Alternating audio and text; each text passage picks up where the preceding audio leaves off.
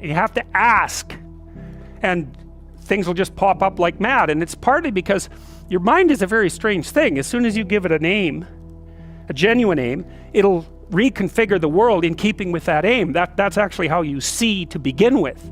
And so if you set it a task, you have to be genuine about the aim. But once you aim, the world will reconfigure itself around that aim, which is very strange. And it's technically true.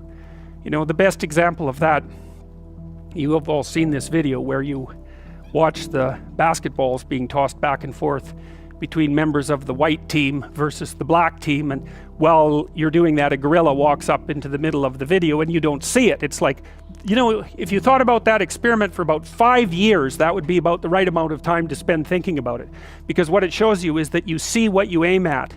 And that, man, if you can get one thing through your head as a consequence of even being in university, that would be a good one. You see what you aim at.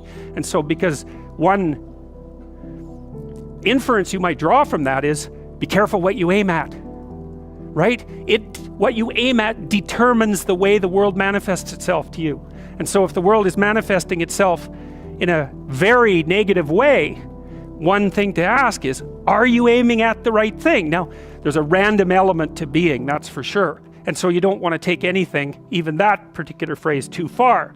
You want to bind it with the fact that random things do happen to people, but it's still a great thing to ask.